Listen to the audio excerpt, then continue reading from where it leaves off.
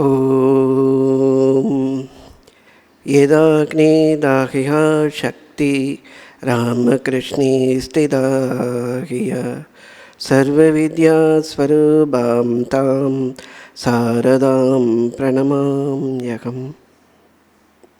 தீயில் வெம்மை உறைவது போல் ஸ்ரீராமகிருஷ்ணரில் உறைபவளும் அனைத்தறிவு வடிவிலனும் ஆகிய அன்னை சாரதியை வணங்குகிறேன்.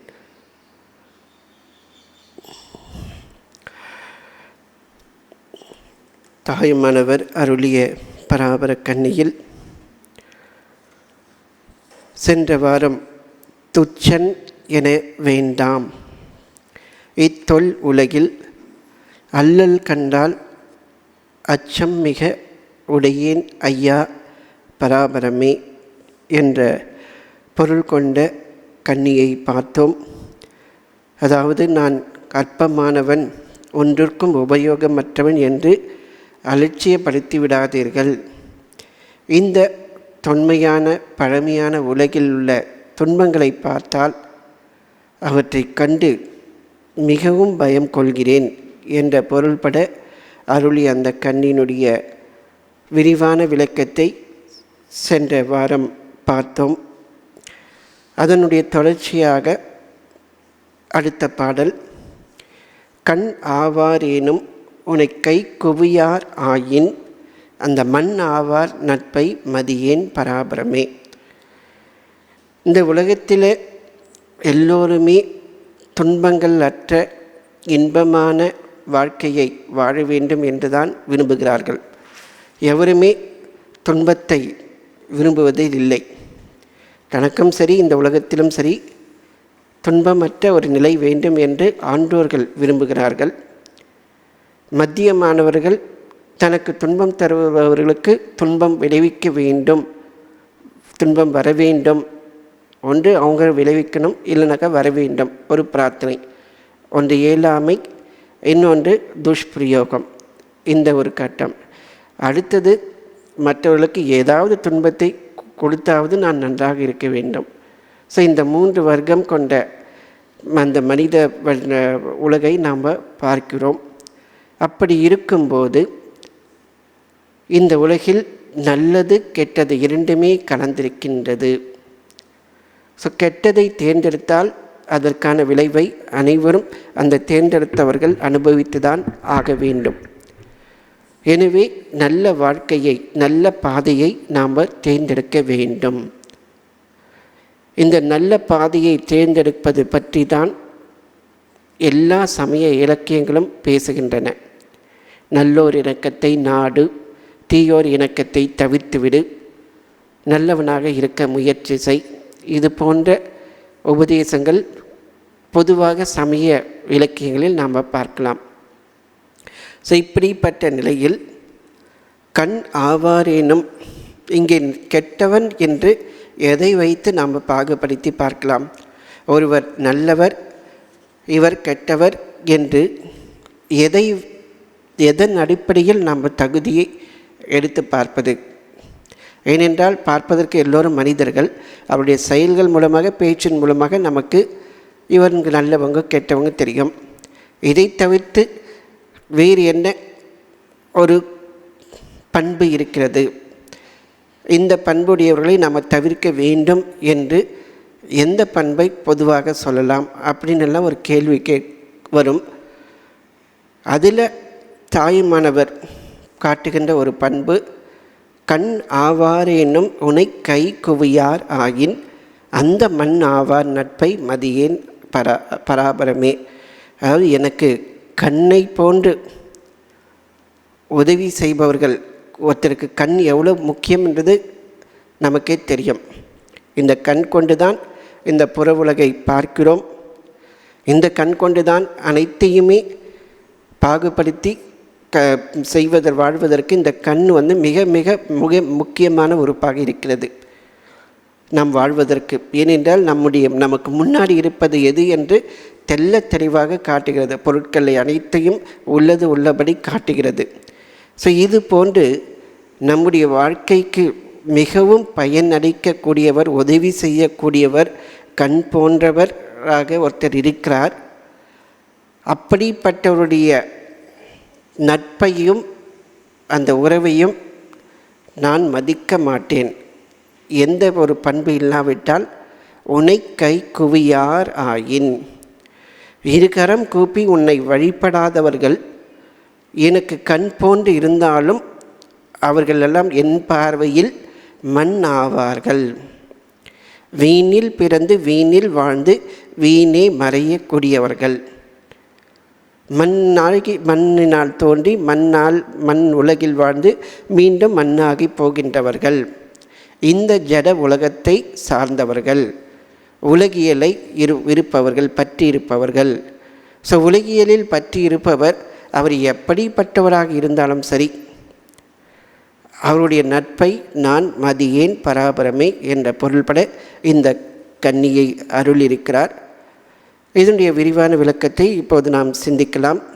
கண் ஆவாரினும், என்னுடைய கண் போன்று ஒருத்தர் இருக்கிறார், அரிய நண்பர். இது நமக்கு உண்மையாகவே எல்லா காலத்திலுமே உற்ற நண்பனாக வேண்டியதெல்லாம் செய்யக்கூடியவர்கள் நம்முடைய வாழ்க்கையில் எத்தனை பேர் இருப்பார்கள் என்று சொல்ல முடியாது. அப்படி யாராவது இருக்கப்பட்டால் உண்மையில் அவர்கள் அதிர்ஷ்டசாலிகள் தான். அதாவது உண்மையாகவே நம்மை நேசித்து நமக்கு வேண்டிய உபகாரங்கள் எல்லாம் செய்யக்கூடிய ஓரிரு நட்பை பெற்றிருந்தாலும் பாக்கியசாலிகள் தான். அப்படிப்பட்டவர்கள் என்கிட்ட இருக்கிறாங்க. என்னுடைய கண்ணை போன்று மதிக்கத்தக்க அரும்பெரும் நட்பை கொண்ட ஒரு தொடர்பு என்னிடத்தில் இருக்கிறது, அத்தகைய ஒரு உறவு என்கிட்ட இருக்கிறது, நான் பெரிய பாக்கியசாலி. ஆனால் உன்னை கை குவியார் ஆயின், உன்னை வணங்கி தொழாவிட்டால், இருகரம் கூப்பி உன்னை தொழாவிட்டால் அந்த மண்ணாவார் நட்பை, அத்தகைய மண்ணுக்கு ஒப்பானவர்கள், மண்ணுக்கு இறையானவர்களுடைய நட்பை நான் ஒரு பொருட்டாக மதிக்க மாட்டேன். பராபரமே, பராபரமே எங்கும் நிறைந்து எல்லாவற்றையும் இயக்குகின்ற மேலான பரம்பொருளே, இறைவா பராபரமே, எனக்கு கண்ணுக்குள் வைத்து போற்றுகின்ற உற்ற நண்பனாகவோ உன்னதமான உறவாகவோ யாராக இருந்தாலும் அத்தகையோர் உன்னை மனமாற மனமுருகி வழிபடாவிட்டால் அந்த மண்ணோடு மண்ணாக அற்பமாக போகின்ற அந்த நட்பை நான் ஒருபோதும் மதிக்க மாட்டேன். இறை பக்தி இல்லாத எந்த உறவும் நட்பும் பயன் இல்லது, பயன் கிடையாது, அது நிலையற்றது. ஸோ இதுதான் இந்த கண்ணுடைய ஒரு பொருள். ஸோ இதை எதற்காக இந்த கருத்தை இந்த கன்னியில் அவர் சொல்லியிருக்கிறார் அப்படின்னு பார்க்கும்போது, இந்த உலகில் வாழ்வதற்கு எது முக்கியம்? உலகில் வாழ வேண்டுமென்றால் ஒரு நோக்கம். உலகில் வாழ்வது என்பது வெறுமனே பணம் சம்பாதித்து அதன் பிறகு வேண்டிய செல்வத்தை ஈட்டி உணவு உடை இருப்பிடத்திற்கு வேண்டிய தன்னிறைவை பெற்று பிறகு சந்ததியை பெருக்கி அவர்களுக்கும் நல்ல ஒரு ஏற்பாடை செய்துவிட்டு மறைந்து போவது தான் வாழ்க்கையா அப்படின்னு கேட்டால் அது இல்லை என்று எல்லோருக்குமே தெரியும். ஏனென்றால் அந்த கடமை முடித்த பிறகு ஒரு நிறைவு அவர்களுக்கு இருக்குமா என்றால் யாருக்குமே இருக்காது. ஒரு தேடல் எப்போதும் எல்லா மனிதர்களுக்கிட்டையும் இருந்து கொண்டே இருக்கிறது. ஒரு பூர்ணத்துவத்தை அடையக்கூடிய ஒரு லட்சியத்தை நோக்கி வீணானவர்களாக இருக்கட்டும் உன்னதமானவர்களாக இருக்கட்டும் யாராக இருந்தாலும் சரி, அந்த பூரணத்துவத்தை நோக்கிய பயணம் பிறவிகளாக தொடர்ந்து கொண்டே இருக்கிறது. ஸோ அந்த ஒரு இறை நாட்டம், இறை லட்சியத்தை தவிர்த்து மற்ற லட்சியங்கள் அனைத்துமே மண்ணோடு மண்ணாக போகக்கூடியவை. அந்த லட்சியத்திற்கு கீழாக இருக்கும்போது அந்த வாழ்க்கை பயனற்றது. ஏனென்றால் அடையத்தக்க வேண்டிய, ஏதாவது பெறுவதற்கரிய இந்த மனித பிரிவை பெற்று இறைவனை அடையாவிட்டால் அவனுடைய வாழ்க்கை வீணான வாழ்க்கை என்று பகவான் ஸ்ரீராமகிருஷ்ணர் சொன்னதையே இந்த கன்னி மறைமுகமாக இவ்விதம் சொல்கிறது. ஸோ அப்படிப்பட்ட ஒரு உறவினுடைய முக்கியத்துவம் பயனற்றது. அத்தகைய ஒரு உறவை துறப்பதே உத்தமம் சொல்லி தாய்மானவர் சொல்கிறார். ஸோ இப்போது அத்தகைய ஒரு நட்பை ஏன் துறக்கணும்? ஒருவேளை அவங்க வந்து நமக்கு வேண்டிய உபகாரம் எல்லாம் பண்ணுறாங்க. அப்படி இருக்கும்போது ஏன் அவங்களுடைய நட்பை கெடுத்துக்கூடாது? நம்முடைய லௌகிக வளர்ச்சிக்கு தேவையானதெல்லாம் அவங்க கூட இருந்துட்டு பண்ணலாம். நாம் தனிமையாக ஆன்மீக சாதனை பண்ணலாமே. நம்ம கூட வரவங்க எல்லாருமே பக்தியோடு இருக்கணும்னு அவசியம் இல்லையே. நமக்கு கெடுதல் விளைவிக்காத வரைக்கும் அவங்களோட நம்ம உறவு வச்சுக்கிறதுல என்ன தப்பு அப்படின்னு ஒரு கேள்வி எழலாம். ஆனால் இங்கே தாயுமானவர் சொல்வது, அத்தகைய நட்பு நான் மதிக்க மாட்டேன். சரி, எது நட்பு?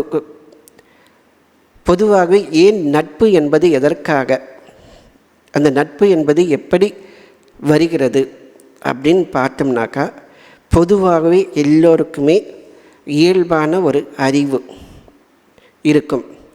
பிறக்கின்ற ஒவ்வொருத்தருக்கும் ஏதோ ஒரு பண்பு, ஏதோ ஒரு தகுதி, ஏதோ ஒரு சிறப்போடு தான் பிறக்கிறார்கள். சிலருக்கு பார்த்தீங்கன்னா பிறக்கும்போதே நல்ல கல்வியில் சிறந்து இருப்பாங்க. சிலருக்கு பார்த்தீங்கன்னா வேலை செய்வதில் நல்ல ஒரு திறமை இருக்கும். இப்படி ஒவ்வொருத்தரும் பிறக்கும்போதே ஒரு இயல்பான அறிவோடு பிறக்கிறார்கள்.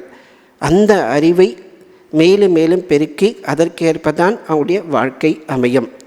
சிலருக்கு பாட்டில் சிறந்த ஒரு விசேஷம் வரும், சிலர் நடனம், சிலருக்கு பேச்சு, சிலருக்கு எழுத்து, சிலருக்கு வேலை உத்தியோகம், சிலருக்கு நாடாளும் தன்மை. இப்படி ஒவ்வொருத்தருக்கும் ஒவ்வொரு விதமான இயல்பான ஒரு திறமை, ஒரு அறிவு இருக்கும். அடுத்ததாக கல்வி அறிவு.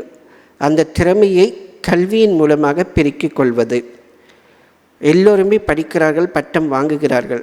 ஆனால் எத்தனை பேர் அந்த பட்டங்கள் மூலமாக நல்ல ஒரு வாழ்க்கையை அமைத்து கொண்டார்கள் என்று பார்த்தால் 100க்கு ஒரு 20-30% இருக்கும்.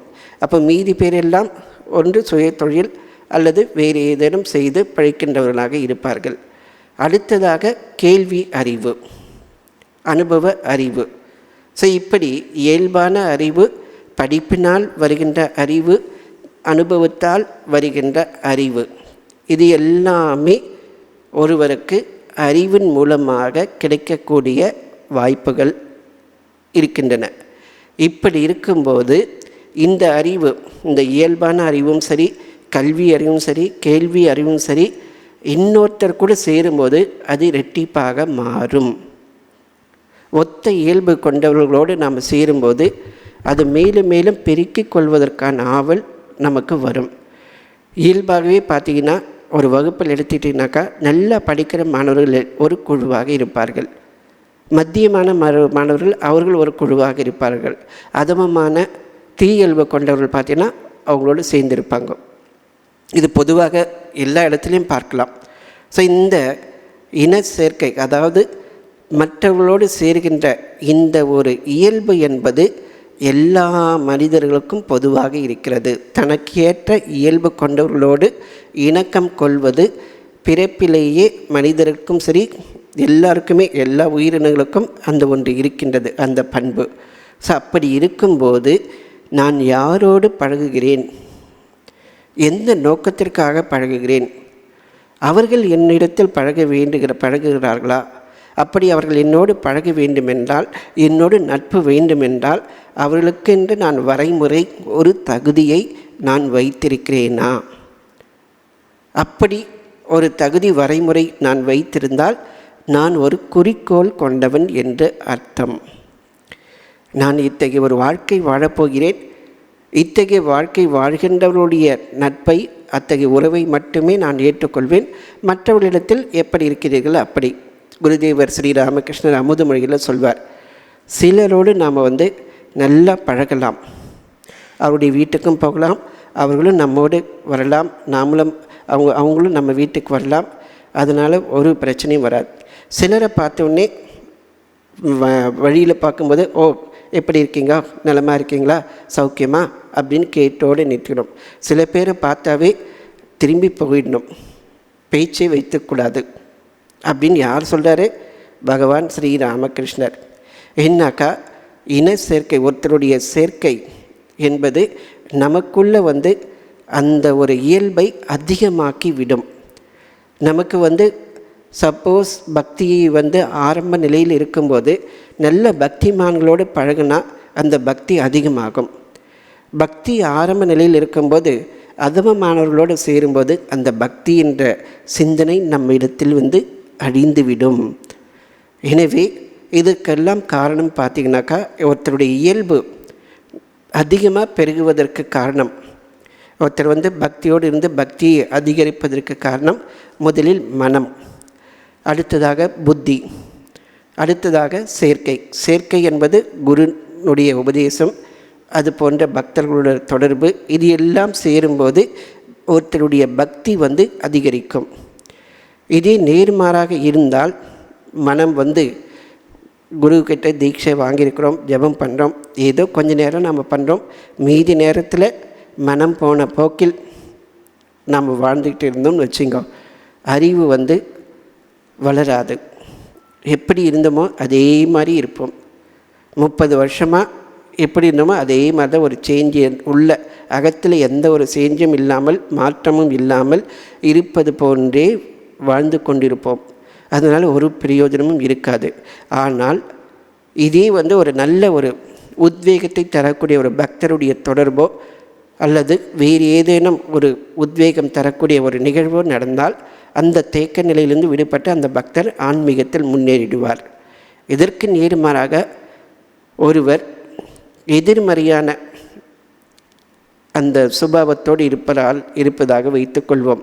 தீய இயல்பு தீய நடத்தை கொண்டவர்களோடு ஒருவருக்கு ஒரு பக்தர் தொடர்பு கொண்டு விட்டால் அது அவருக்கு மிகப்பெரிய தாக்கத்தை உண்டாக்கும்.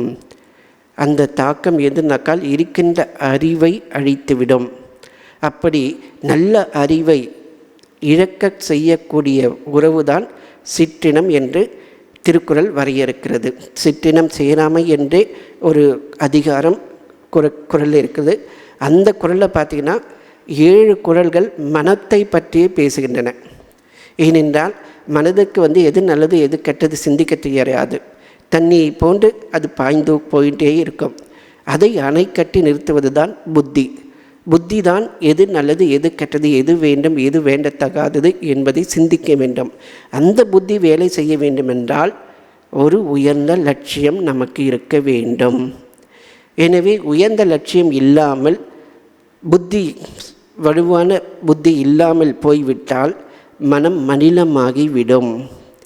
எனவே நாம் பார்க்கலாம், நம்முடைய வாழ்க்கையிலே நாம் பார்க்கலாம், ஒத்த இயல்பு கொண்டவர்கள் சேரும்போது பல நல்ல காரியங்கள் நடக்கும். இப்போ நம்ம பார்த்திங்கனாக்கா அந்த காலத்தில் கூட்டம் போட்டு பேசலாம், வாரத்துக்கு ஒரு தடவையோ நான் சொல்கிறது ஒரு 80-90 காலகட்டத்தில் ஒரு குழுவாக இருந்து பணி செய்யக்கூடியவர்கள் இப்போதும் அது போன்று செய்கிறார்கள். அதாவது உழவார பணி, தெய்வீக காரியங்கரியம், அந்த மாதிரி எல்லாம் குழுவாக செய்கின்றதற்கு காரணம் அந்த ஒரு தொடர்பு, ஒரு சத்சங்கம். அது எல்லாம் போய் இப்போது மொபைல் ஃபோன்லேயே அந்த சேர்க்கை வந்துடுது. வாட்ஸ்அப் மூலமாக ஒரு குரூப் க்ரியேட் பண்ணிக்கலாம். அந்த குரூப்பில் சேட், அதாவது பதிவு, அதாவது நமக்கு விருப்பமான விஷயத்தை பகிர்ந்து கொள்வது, அவங்களும் பகிர்ந்து கொள்வது, இப்படி ஒருத்தருக்கு ஒருத்தர் ஒரு சில பதிவுகளை போடுவதன் மூலமாக கண்ணுக்கு தெரியாதவர்களாக இருந்தாலும் அவர்கள் மீது நமக்கு ஒரு ஈர்ப்பு வந்து விடுகிறது. வாட்ஸ்அப்பில் தெரிஞ்ச காண்டாக்ட் தான் நம்ம இருக்கலாம். இதே அன்னோன் காண்டாக்டாக இருந்தால் கூட அவங்க யாருன்னு சொல்லிட்டு ஓரளவுக்கு நம்ம விசாரித்து தெரிஞ்சுக்கலாம். இதே ஃபேஸ்புக்கில் எல்லாம் பார்த்திங்கன்னா யார் அவங்க தன்னுடைய பேரை மறைமுகமாக வைத்து ஏமாற்றம் செய்யலாம். அது போன்ற செய்திகளையும் நம்ம பார்க்கலாம். ஃபேஸ்புக்கின் மூலம் தங்களுடைய பேசை, அதாவது தங்களுடைய வாழ்க்கையை தொலைத்து போனவர்கள் பற்றிய செய்திகள் நாம் பார்க்கலாம். ஸோ இது போன்று நல்லவர்களுடைய சேர்க்கை வாட்ஸ்அப்லேயும் சரி ஃபேஸ்புக்லேயும் சரி இருக்கும்போது அது நமக்கு நல்லதாக மாறிவிடும். இதே ஒழுங்கினமானவர்களுடைய தொடர்பு வந்துவிட்டால் மெதுவாக அவர்கள் நம்மை என்ன செய்வாங்கனாக்கா அட்ராக்ஷன், ஏதோ ஒரு விதத்தில் நம்மளை அதை ஈர்ப்பதற்கு முயற்சி செய்வார்கள். நம்மை அவருடைய வலையில் விழ செய்வதற்கு முயற்சி செய்து கொண்டிருப்பார்கள். இந்த முயற்சி அந்த காலத்திலும் சரி எந்த காலத்திலும் இருந்து கொண்டே இருக்கும். ஸோ அந்த மக்களை மதிமயங்க செய்கின்ற ஒரு கூட்டம். இன்னும் சொல்லப்போனால் செய்தித்தாள்கள் எல்லாம் பார்க்கும்போது அந்த மாற்று மதத்தினர் லவ் ஜிஹாத் இப்படியெல்லாம் நாம் பார்க்குறோம். அதாவது பேசி மயக்கி அவர்களை தன்னுடைய வலையில் விழ வைப்பது. ஸோ இந்த கூடா நட்பு சிற்றினம் என்பது எத்தகைய ஒரு அபாயம் என்பதை நாம் இப்போ பார்க்கலாம். அதுவும் தொலைக்காட்சி இதெல்லாம் பார்க்கும்போது நம்மையும் அறியாமல் நம்முடைய சிந்தனைக்கு இடமே தராதபடி, நம்ம சிந்திப்பதற்கு கூட அவகாசம் இல்லாதபடி நாம் வாழ்ந்து கொண்டிருக்கிறோம். சிந்தனையை தொலைத்து விட்டு மற்றவர்களுடைய இழுப்பிற்கு ஏற்ப நம்முடைய வாழ்க்கை வாழ்ந்து கொண்டிருக்கிறோம். தொலைக்காட்சியில் தொடர்ந்து ஒரு விளம்பரத்தை பார்த்தால் நம்மையும் அறியாமல் அந்த பொருட்களை வாங்கணும்னு சொல்லி ஒரு எண்ணம் வந்துடுது. நம்மையும் அறியாமல் அந்த ஒரு வாழ்க்கை சூழலுக்கு நாம் ஆட்பட்டு கொடுக்கிறோம். செய்திகள் தவறான செய்திகளா உண்மையான செய்தா, இது நல்லதா கெட்டதா என்பதை பற்றி சிந்தனையே இல்லாமல் அந்த ஊடகங்கள் காட்டுகின்ற அந்த விஷயத்துக்கு அடிமையாகி நாம் வாழ்கிறோம். இப்படி போக போக நம்மக்கிட்ட இருக்கிற அந்த பண்பு நலன்கள் அழிய தொடங்குகின்றன. ஒரு சீரிய இயல்பு, ஒரு உன்னத இயல்பு நம்மை விட்டு கொஞ்சம் கொஞ்சமாக போய்விடும். சிந்திக்க திறன் போய்விடும். சிந்தனை திறன் போய்விட்டால் ஒரு மந்தமான நிலையில் உடல் சொகுசாக இருக்க வேண்டும். இப்போ எப்படி இருக்கிறோமோ அதே மாதிரி இருந்தால் போதும். எதற்கு மறு உலகத்தை பற்றி சிந்திக்கணும்? நல்லது கெட்டது, நல்ல வினையா கெட்ட வினையா, இதெல்லாம் நான் எதுக்கு சிந்திக்கணும் அப்படின்ற ஒரு எண்ணமே இல்லாமல், ஒரு குறிக்கோள், ஒரு எதுவுமே இல்லாமல் கண் போன போக்கில் வாழ்கின்ற ஒரு வாழ்க்கை நாம் இந்த மின்னணு ஊடகத்தினால் வாழ்ந்து கொண்டிருக்கிறோம். நம்மையும் அறியாமல் நம்முடைய உண்மையான இயல்பை பறி கொடுத்து விட்டு ஒரு அடிமைகளாக வாழ்ந்து கொண்டிருக்கின்ற ஒரு நிலை இப்போது சமுதாயத்தில் பரவலாக பார்க்கலாம். இதிலிருந்து யார் தப்பித்திருக்கிறார்கள் என்றால், விழிப்புணர்வோடு இருப்பவர்கள். யார் விழிப்பாக இருக்கிறார்களோ அவர்கள் எதை பார்க்க வேண்டும், எதை கேட்க வேண்டும் என்பதில் தீர்மானமாக இருக்கிறார்கள். அந்த விழிப்பு அற்றவர்களுக்கு, குறிக்கோள் அற்றவர்களுக்கு மற்றவர்கள் இழுப்பிற்கு ஏற்ப அவர்கள் வாழ்ந்து கொண்டிருப்பார்கள். அவர்கள் ஒரு நட்பாக, ஒரு பர்சனாக இருக்க வேண்டிய அவசியமே இல்லை. அந்த ஒரு நிலையில் நாம் இப்போ இருக்கிறோம். இந்த ஒரு சிறுமை பண்பு தான் சிற்றினம். நமக்கு சிறுமை இயல்பை, கெடுதி இயல்பை வளர்க்க செய்வது, மதியை இழக்க செய்து அசுர இயல்பை, தாமசிக இயல்பை வளர செய்கின்ற அனைத்துமே சிற்றினம். இந்த சிற்றினம் என்பது ஒரு வீடியோவை பார்ப்பதால் வரலாம், சினிமாவை பார்ப்பதால் வரலாம், ஃபேஸ்புக்கில் இருப்பதாலும் வரலாம், வாட்ஸ்அப்பில் இருப்பதாக வரலாம், இல்லை தனிப்பட்ட மனிதர்களோடு பழகுவதாலும் இருக்கலாம். எனவே இனத்தோடு யார் இனத்திற்கு ஏற்ப அவருடைய பண்பு வெளியும். இனத்தோடு சேரும். அவருடைய பண்பு எப்படியோ அதற்கேற்பதான் அவர்கள் மொபைல் ஃபோனையும் யூஸ் பண்ணுவார்கள். நல்ல பக்திமான்கள் வாட்ஸ்அப்லேயும் சரி ஃபேஸ்புக்லேயும் நல்ல பக்திமயமான விஷயங்களைத்தான் பார்ப்பார்கள். வேறு எதையும் பார்க்க மாட்டார்கள். நல்ல சொற்பொழிகள், நல்ல பஜன்ஸ், இது போன்ற விஷயங்களை தான் கேட்பார்கள். ஸோ இந்த மாதிரி அவருடைய இயல்புக்கு ஏற்றபடி அவருடைய தேடல் இருக்கும். அந்த தேடலுக்கு ஏற்ப அந்த அனுபவம், அறிவு அவர்களுக்கு வாய்க்கும். எனவே நம்முடைய இயல்பு எத்தகையது? நம்ம மந்தமான இயல்பை கொண்டிருக்கிறோமா? உண்மையிலே பக்தி என்பது நமக்கு இருக்கிறதா? வளர்த்து கொள்ள வேண்டுமா? இதில் நாம் விழிப்போடு இருந்தால் நாம் சிற்றினத்தோடு சேர மாட்டோம். சரி, சிற்றினம் சொல்கிறோம். அவங்களெலாம் யார் சிற்றினம், யார் கெடுதியான இயல்பு அப்படின்னு பார்த்திங்கன்னா, நல்வினை தீவினை இதில் நம்பிக்கை அற்றவர்கள், கடவுள் நம்பிக்கை அற்றவர்கள், இவர்கள் சிற்றினம். பொதுவாகவே தாயுமானவர் சொல்வது பார்த்தா அதுதான். கடவுள் நம்பிக்கை அற்ற யாவருமே மண்ணோடு மண்ணாக இருப்பவர்கள். ஓப்பனாக அவர் சொல்கிறார். நாம் கடவுள் நம்பிக்கை அற்றவர்கள் எல்லாம் நல்லவங்களாக இருப்பாங்களோ, பகுத்தறிவாளர்களாக இருப்பாங்களோ. ஆனால் அவங்களால தான் இன்றைக்கி சமுதாயத்தில் எவ்வளவு பெரிய ஒரு கீழ்நிலைக்கு போயிட்டு இருக்குன்னு உங்களுக்கே தெரியும். அதை பற்றியெல்லாம் நான் சொல்ல வேண்டிய அவசியமே இல்லை. கடவுள் மறுப்பு என்கின்ற ஒரு பிரச்சாரத்தின் மூலமாக நம்முடைய சமுதாயம் எந்த அளவுக்கு வீழ்ச்சியை நோக்கி போய்கொண்டிருப்பது அனைவருக்குமே தெரிந்திருக்கும். நாம் அந்த சப்ஜெக்டுக்குள்ளே போக வேண்டிய அவசியம் இல்லை. இங்கே தாயுமானவர் சொல்வது, இறை நம்பிக்கை அற்றவர்கள் என்னுடைய கண் போன்று இருந்தாலும் அவர்கள் மண்ணாக கூடியவர்கள், அவருடைய நட்பை நான் மதியேன். ஸோ அந்த நல்வினை தீவினை கடவுள் நம்பிக்கை அற்றவர்கள்,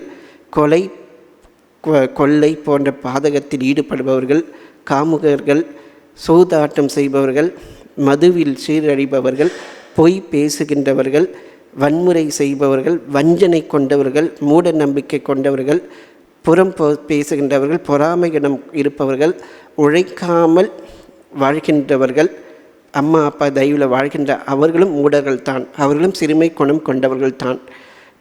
தன்னுடைய கடமையை ஒழுங்காக செய்யாமல் ஏனோதானோ என்று வாழ்பவர்கள், வீண் பொழுது, அதாவது சினிமா, பார்க்கு, பீச்சு இப்படி போயிட்டு இருக்கவங்க, இவங்க எல்லோருமே சிற்றினம்.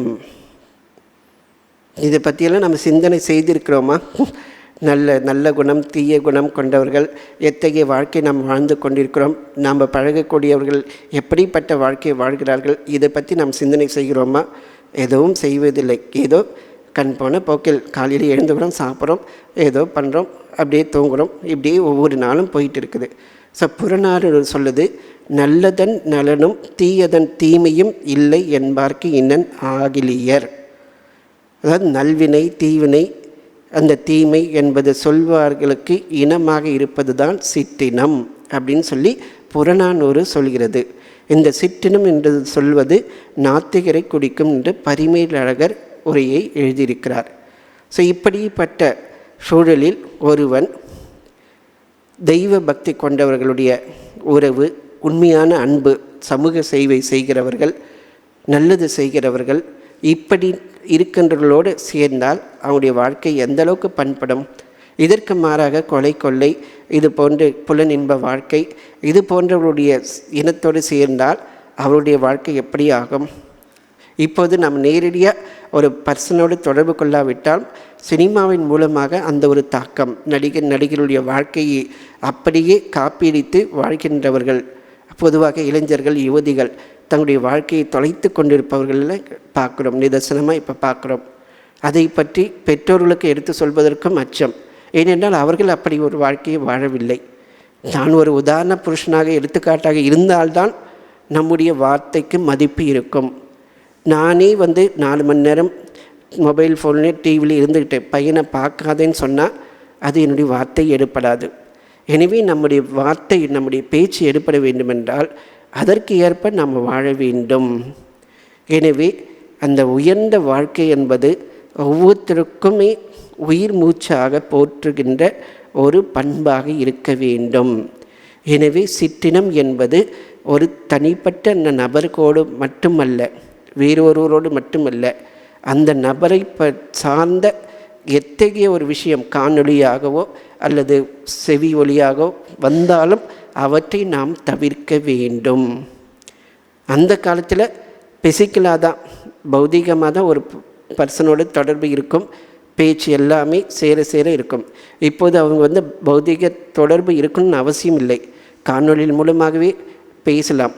இதன் மூலமாக நம்முடைய பண்பு, தெய்வீக பண்பு அதிகமாகும் அல்லது இழந்து போகும்.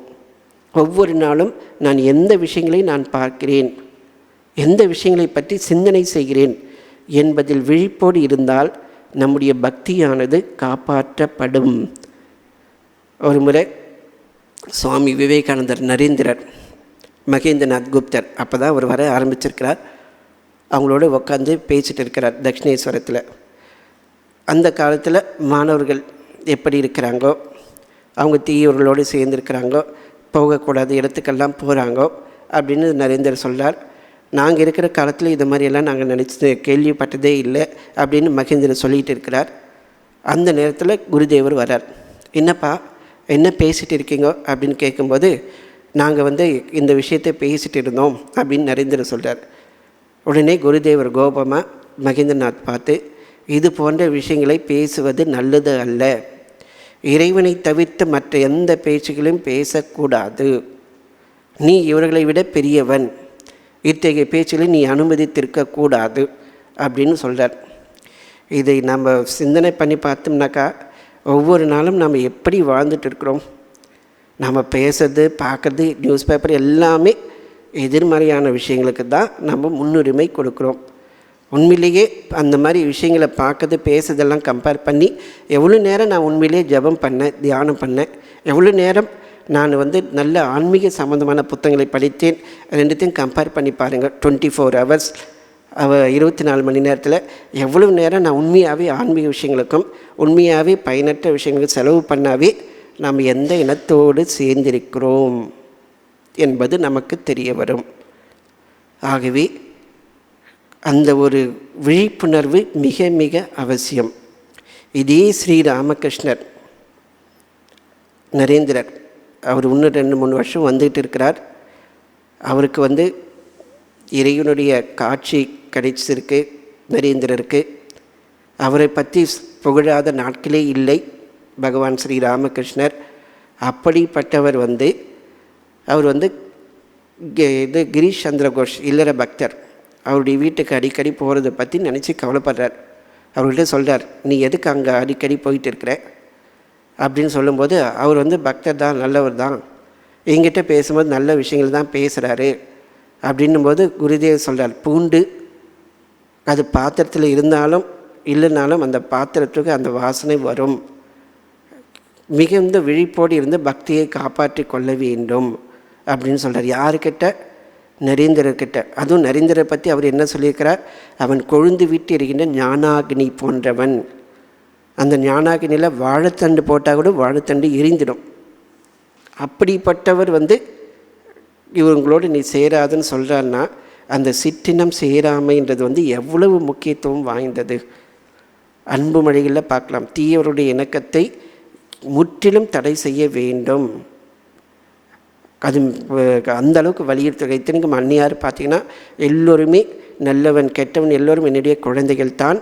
ஒருவன் சேற்றில் விழுந்து உடம்பு முழுக்க அழுக்காக இருந்தாலும் அவனை கழுவி மடியில் அமைத்து கொள்வது என்னுடைய கடமை அல்லவா என்று சொன்ன அதே அன்னியார்தான் தீயவர்களோடு இணக்கத்தை கூடாது என்று சொல்லியிருக்கிறார்கள்.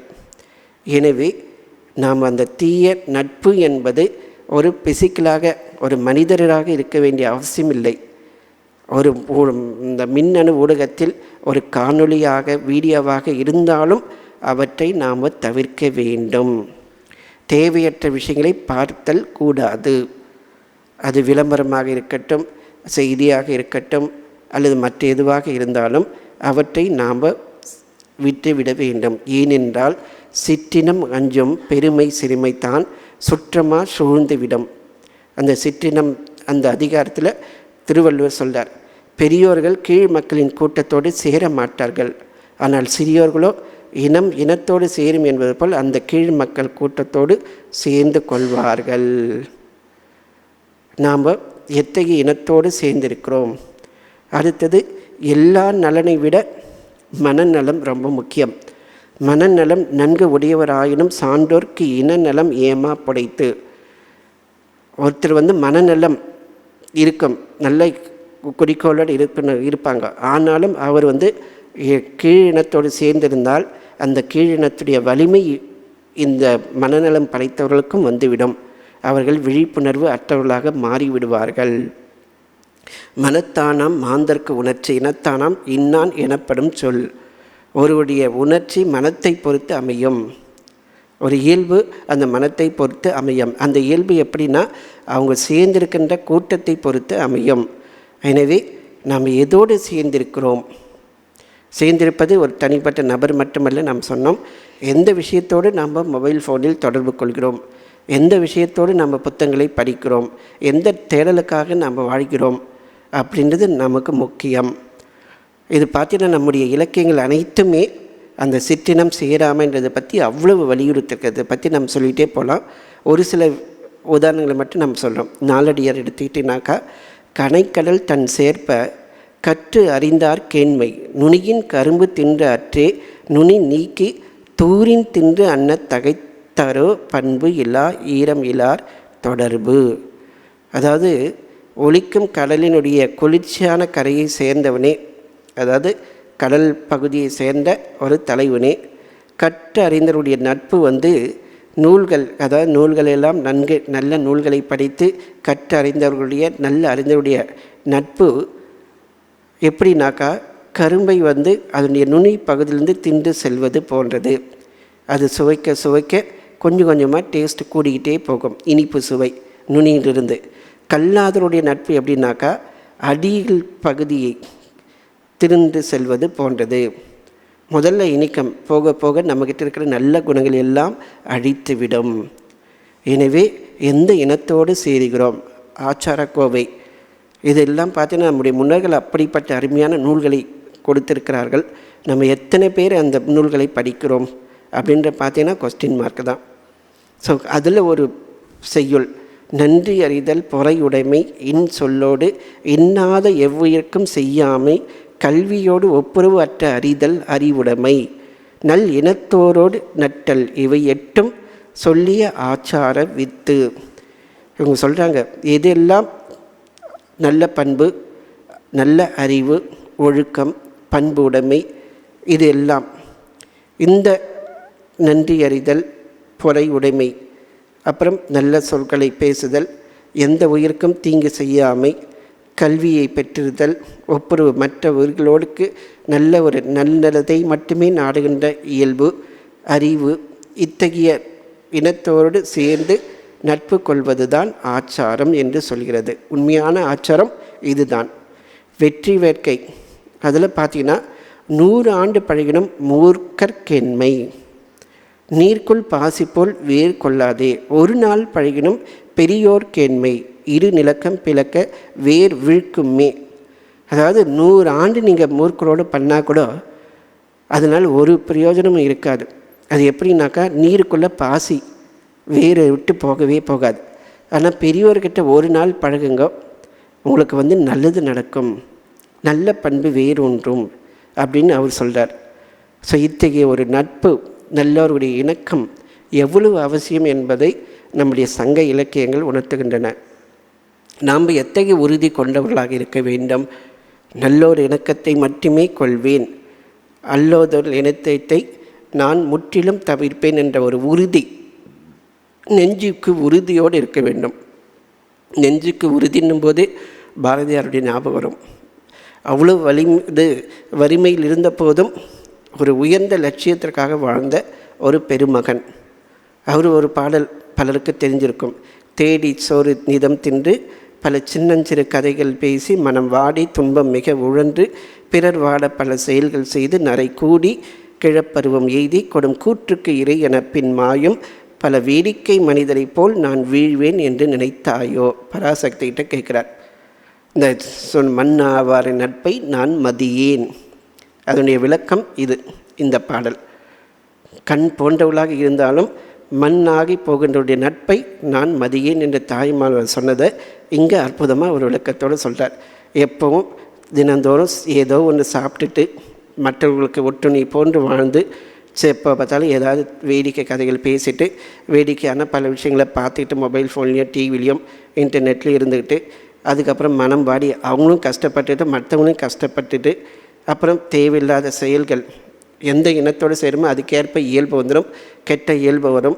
அந்த பல செயல்கள் செய்து அதுக்கப்புறம் வயசாகி கிழப்பருவம் வயது அப்புறம் கொடுமையான கூற்றுக்கு இரையாக மாண்டு போகின்றவர்களுடைய வேடிக்கை மனிதர்கள், இது போன்று நான் வீழ்வேன் என்று நினைத்தாயோ அப்படின்னு கேட்குறார். ஸோ இந்த ஒரு செய்யுள்ள எத்தகைய ஒரு கருத்தை தாய்மானவர் நமக்கு கொடுக்குறாருன்னு பாருங்கள். அந்த சேர்க்கை, எத்தகையோடு நட்பை கொள்ள வேண்டும், நம்ம உலகில் பற்று கொண்டவர்கள் இருந்தால் அந்த நட்பு கூடவே கூடாது, அதை விட தனித்து வாழ்ந்து விடலாம் அப்படின்ற ஒரு கருத்தை அவர் சொல்கிறார். மெய்யுணர்வுள்ள நாட்டம் கொண்டவர்கள், இறை பக்தியில் நாட்டம் கொண்டவர்களுடைய தொடர்பை நாம் வைத்து கொள்வோம். மெய்யுணர்வு இல்லாதவருடைய நட்பு மண்ணாவார் நட்பு. இதுக்கு சித்பாவனந்தர் அற்புதமான விளக்கத்தை சொல்றார். இந்திரியங்களில் சிறந்ததான கண்ணிற்கு ஒப்பான நண்பர்கள் இந்த உலகத்தில் இருக்கிறாங்க. அவங்க எல்லா காரியத்திலும் நமக்கு உதவி செய்வாங்க, உண்மையாகவே உதவி செய்வாங்க. அத்தகைய உண்மையான நட்பாக இருந்தாலும் அவர்களிடத்தில் கடவுள் பக்தி இல்லாவிட்டால் அவர்கள் ஒன்றுமே உதவாதவர்கள், ஒன்றுக்கும் ஆகாதவர்கள். வீணில் பிறந்து வாழ்ந்து மண்ணில் புதைந்து உண்டு மறைந்து போகிறார்கள். கடவுள் பக்தி இல்லாத அம்மனிதர்களின் உறவுக்கு நான் மதிப்பு ஒன்றும் தரமாட்டேன்.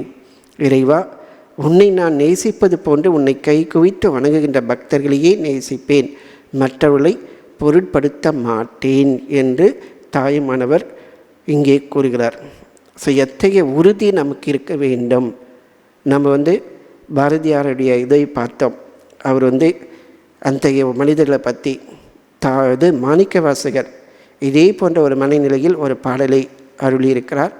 யான் ஏதும் பிறப்புக்கு அஞ்சேன், இறப்பிற்கு என் கடவேன், வானேயும் பெரில் வேண்டேன், மண் நாள்வான் மதித்தும் இரேன், தேனேயும் மலர் கொண்டை சிவனே எம்பெருமானே எம் மானே உன் அருள் பெரும் நாள் என்று என்றே வருந்துவேனே. இறைவா, இந்த உலகம் இந்த பிறப்பு என்பது ரொம்பவே கொடுமையானது. இதே பிறந்திழைத்தேன் சொல்கிறார், எல்லா பிறப்பும் பிழைந்திழைத்தேன் எம்பெருமான் சொல்கிறார். அதே மாணிக்கவாசகர் சொல்கிறார், நான் பிறப்பதற்கு அஞ்சவில்லை, இருந்து போவதற்கும் கூட நான் என் கடவேன், அதை பற்றி நான் வருத்தப்படவில்லை. ஒருவேளை எனக்கு நான் வாழ்கின்ற போது இந்த வாழ்க்கையிலிருந்து எனக்கு வானுலகம் பெறுவதாக இருந்தால் அது கூட எனக்கு தேவையில்லை. ஸோ இந்த பிறப்பதற்கும் அச்சமில்லை, இறப்பதற்கும் எனக்கு அச்சமில்லை. எனக்கு அந்த மேலுலகம் சொர்க்கலோகம் அதெல்லாம் எனக்கு கிடைக்குதுன்னா அதுவும் எனக்கு தேவையில்லை. அடுத்ததாக இந்த உலகத்தில் வாழணுனாக்கா ஒருத்தருடைய தயவு, அரசாளுடைய தயவு, யாருன்னாலும் அவனை பகைச்சிக்க மாட்டாங்க. அப்பா எம்எல்ஏ கிட்ட போய் எதுக்குப்பா, கவுன்சிலர்கிட்ட எதுக்கு நம்ம வம்பு வச்சுக்கணும், எல்லா அட்டுழியும் பண்ணால் கூட ஐயோ அவங்கக்கிட்ட எதுவும் பண்ணக்கூடாதுப்பா அப்படின்னு நம்ம பயந்துட்டு வாழ்கிறோம். அவங்கக்கிட்ட ஏதாவது காரியம் ஆகணுனாக்கா கையூட்டு லஞ்சம் அது இதுன்னெல்லாம் கொடுத்து நாம் வாழ்ந்துக்கிட்டு இருக்கிறோம். அப்படி நிலையில் இருக்கும்போது மண்ணாழ்வான் மதித்தும் இரேன், மண்ணை ஆளுகிற அந்த அரசனை ஒரு துரும்ப கூட நான் மதிக்க மாட்டேன், அவங்களை பற்றி எனக்கு பயம் கிடையாது. அப்போனாக்கா என்ன, எதுக்காக நான் இருக்கிறேன் அப்படின்னு பார்த்தா, தேனேயும் மலர் கொன்றை சிவனே எம் பெருமானே எம் மானே உன் அருள் பெருநாள் என்று என்றே வருந்துவேன். தேன் நிறைந்த கொன்றை மலரை சூடிய சிவபெருமானே, என்னுடைய பெருமானே, உன்னுடைய அருளை பெறுகின்ற நாள் எப்போது என்று மட்டுமே வருந்துவேன். உன்னுடைய அருளை எப்போது நான் பெறுவேன், அந்த நாள் எனக்கு எப்போதும் வரும், அதை தவிர வேறு எனக்கு எந்த கவலையும் இல்லை. ஸோ இந்த உடம்பு இருக்கா இல்லையா, நான் அரசன்கிட்ட துன்பப்படுவேனா, இல்லை எனக்கு சொர்க்கலோகம் வருமா, இதை பற்றியெல்லாம் எனக்கு கவலையே கிடையாது. உன்னுடைய அருளை நான் பெற வேண்டும், அதுக்காகத்தான் நான் வாழ்கிறேன். ஸோ அப்படி இறைவனுடைய அருளை பெறுவதற்காக, இறை இயல்பை பெறுவதற்காகத்தான் இந்த வாழ்க்கையானது நமக்கு அமைந்திருக்கிறது என்பதை இந்த அருளாளர் பெருமார்கள் நமக்கு தெளிவாக எடுத்து காட்டியிருக்கிறார்கள். ஸோ அந்த ஒரு லட்சியம், எந்த காரணத்தை கொண்டும் அந்த லட்சியத்தை இழக்கக்கூடாது. இதை தான் சுருக்கமாக சுவாமி விவேகானந்தர், உண்மைக்காக எதையும் துறக்கலாம், ஆனால் எதற்காகவும் உண்மையை துறக்கக்கூடாது. சத்தியத்திற்காக அனைத்தையும் இழக்கலாம், ஆனால் எதற்காகவும் சத்தியத்தை இழக்கக்கூடாது. இந்த சத்தியம் என்பது ஆன்ம நாட்டம், ஆன்ம இயல்பு. இந்த ஆன்ம இயல்பை, தெய்வீக இயல்பை எந்த காரணத்தை கொண்டு நாம் விட்டு தரக்கூடாது. எந்த செயலை செய்தாலும் அந்த செயலை இறை இயல்போடு, இறை அர்ப்பணத்தோடு செய்ய வேண்டும். நான் செய்கின்ற ஒவ்வொரு செயலும் இறைவா உனக்கு அர்ப்பணம். என்ன செயல் செய்தாலும், நான் வீட்டை கூட்டினாலும், சமையல் செய்தாலும், அலுவலகத்தில் வேலை செய்தாலும், வேறு எந்த பணி செய்தாலும், இறைவா அது உனக்காகத்தான் நான் செய்கிறேன், உனக்காகத்தான் மற்றவர்களிடத்தில் பேசுகிறேன், உனக்காகத்தான் மற்றவர்களோடு தொடர்பு கொள்கிறேன். என்னுடைய வாழ்க்கை முழுவதும் உனக்காக மட்டுமே. அந்த உன்னுடைய அருளை பெறுவது, உன்மயமாகி உன்னில் கரைந்து போவது, இதுதான் என்னுடைய லட்சியம். இதற்காகத்தான் இந்த வாழ்க்கை, இதற்காகத்தான் பிற மனிதர்களோடு தொடர்பு. உண்மையில் அனைத்தும் நீதான். யாதுமாகி நின்றாய் காளி, எங்கும் நீ நிறைந்தாய், தீது நன்மை எல்லாம் நின்றன் செயல்கள் அன்றி இல்லை. நல்லோரும் தீயோரும் எல்லாமே உன்னுடைய திருவிளையாடல் தான். ஆனால் உன்னை அடைவதற்கு தீயோரிடமிருந்து நான் விலகி இருக்க வேண்டும். அந்த அனுபூதி பெற்று உண்மயம் ஆவதற்கு நான் எது எல்லாம் தேவையில்லையோ அதையெல்லாம் நான் விட்டுவிட வேண்டும். எது எனக்கு பக்தியை வளர்க்கின்றதோ, எது என்னுள் ஆன்ம பாவத்தை, தெய்வீக இயல்பை பெருக்க செய்கிறதோ அதை மட்டும்தான் நான் ஏற்பேன். அதை தவிர்த்து மற்ற எதுவுமே எனக்கு வேண்டாம் என்ற ஒரு உறுதி, என்ற ஒரு லட்சியம் ஒரு சாதகருக்கு இருக்க வேண்டும். அத்தகைய ஒரு லட்சியத்தை இந்த பாடல் நமக்கு காட்டுகிறது. கண் ஆவாரேனும் உன்னை கை கூவியாராயின் அந்த மண் ஆவார் நட்பை மதியேன் பராபரமே. ஒருத்தர் நல்லவர்களாக இருக்கலாம், ஆனால் கடவுள் நம்பிக்கை இல்லாமல் எனக்கு இவங்களை தெரியும், அரசனை தெரியும், அமைச்சரை தெரியும், கவுன்சிலர் தெரியும் சொல்லி அவங்களோட ஏதாவது ஒரு காரியமாகனா நான் போக மாட்டேன். ஏனென்றால் எனக்கு இந்த வாழ்க்கையை விட உன்னுடைய தெய்வீக இயல்பை பெருக்குவது தான் உண்மையானது. அதற்காக முட்டாளாக இருக்க வேண்டும் என்பது அர்த்தம் இல்லை. எந்த ஒரு செயலையும் இறை செயலாக செய்வதற்கு முன்பு யார் எப்படிப்பட்டவர்கள் என்பதை தெரிந்து அவளோடு பழகி வேலையை இறைப்பணியாக செய்ய வேண்டும். முரட்டு பிடிவாதத்தோடு இருந்தால் அதுவும் கஷ்டம். எனவே ஒரு தொடர்பு எதற்காக நாம் தொடர்பு கொள்கிறோம்? நம்முடைய இயல்பை பெருக்கிக் கொள்வதற்கா அல்லது இயல்பை இழக்க செய்வதா?